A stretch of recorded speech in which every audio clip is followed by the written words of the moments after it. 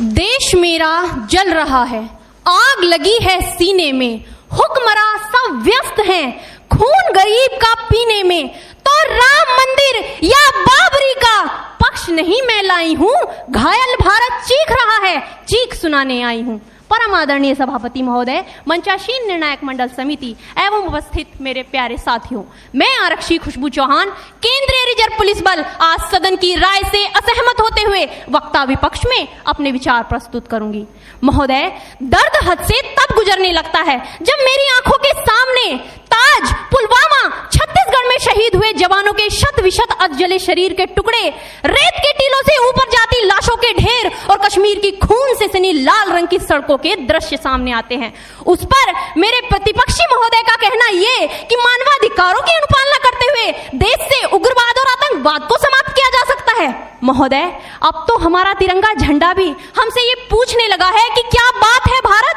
आजकल फहराने से ज्यादा मैं कफन में दफनाने के क्यों काम आ रहा हूं। महोदय, हृदय तो उस दिन फट गया जब बूढ़ी मां अपने बेटे के चिथड़ों को देखकर बोली कि साहब, आप तो भर्ती में 1 इंच भी कम नहीं लेते, मैं आधा शरीर कैसे ले लूं। महोदय,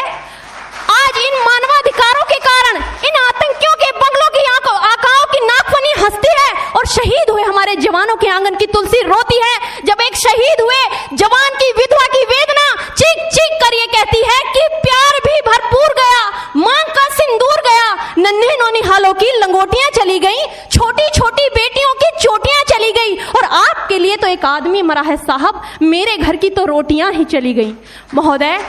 किसी भी युद्ध को जीतने के लिए पहल करना सबसे ज्यादा आवश्यक है, क्योंकि इतिहास गवाह है कि पहल करके बड़े बड़े युद्धों के परिणाम बदल दिए गए हैं। परंतु आज मानवाधिकारों के कारण हमारे देश के जवान इस कदर बंधे हुए हैं कि अपनी ड्यूटी पर खड़े होकर भी वो आज पहल करने से डरते हैं, क्योंकि महोदय, भविष्य में उन्हें कटघरे में खड़े होने का डर सता रहा होता है। वो ये जानते हैं कि चाहे एक उग्रवादी की राइफल से निकलने वाली गोली को ये तय करना पड़े या ना पड़े कि वो किसे लगेगी, लेकिन हमारी राइफल से निकलने वाली हर गोली को ये निर्णय लेना पड़ता है कि चाहे वो किसी निर्दोष को लगे, दोषी को लगे या ना लगे, परंतु किसी निर्दोष को नहीं लगनी चाहिए। यदि ऐसा हुआ तो ना तो ये समाज हमें छोड़ेगा, ना ही तिल का ताड़ बनाने वाली ये मीडिया हमें छोड़ेगी। और महोदय, मानवाधिकार के तले